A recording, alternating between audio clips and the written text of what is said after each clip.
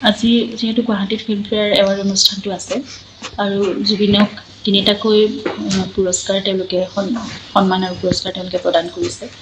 আজি কেইবাদিনৰ পৰাও তেওঁলোকে ফিল্মফেয়াৰ কৰ্তৃপক্ষই মোৰ লগত যোগাযোগ কৰি আছিল আৰু কিন্তু মই মানে এতিয়ালৈকে মানসিকভাৱে সাজু হ'ব পৰা নাই কোনো পাব্লিক গেডাৰিঙত বা পাব্লিক ফাংচনত গৈ উপস্থিত হ'ব পৰাকৈ।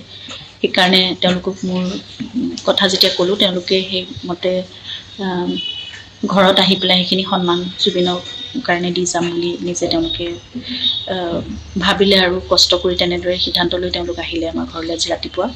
আৰু এইবাৰ জুবিন গাৰ্গৰ বাবে জীৱনজোৰা সাধনা বঁটা, লগতে বেষ্ট প্লেবেক ছিংগাৰ আগলি অনুভৱে ৰুদ্ৰ ছবিখনৰ গানটোৰ বাবে বেষ্ট প্লেবেক ছিংগাৰ মেল সেইটো পুৰস্কাৰ আৰু জুবিন গাৰ্গৰ শেহতীয়া ছবি ৰৈ বিনালেৰ বাবে এটা বিশেষ সন্মান তেওঁলোকে প্ৰদান কৰিছে।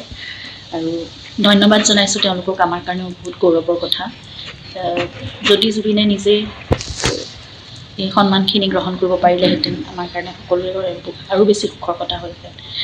ঘৰত আহি পেলাই তেওঁলোকে সেইখিনি দিয়াৰ কাৰণে এজন শিল্পীৰ প্ৰতি যিখিনি মৰ্যাদা, যিখিনি মৰম সন্মান দিব লাগে সেইখিনি তেওঁলোকে দিছে, সেইবাবে আমি কৃতজ্ঞ। আৰু তেওঁ য'তে আছে তাৰ পৰাই চাগে সেইখিনি তেওঁ গ্ৰহণ কৰিছে, সেইখিনি স্বীকৃতি তেওঁ লৈছে, আনন্দেৰে গ্ৰহণ কৰিছে বুলি আমি ভাবিছোঁ। জুবিনক সদায় তেওঁৰ কৰ্মৰাজিক সৃষ্টিৰাজিৰ বাবে তেওঁ যিখিনি কাম কৰি থৈ গৈছে তাৰ বাবে সকলোৱে অমৰ কৰি ৰাখক, তেওঁৰ সৃষ্টিৰাজি সদায় অমৰ হৈ থাকক প্ৰাণৰ পৰা প্ৰাণলৈ, প্ৰজন্মৰ পৰা প্ৰজন্মলৈ, সেইখিনিয়ে আমি সদায় আশা কৰোঁ।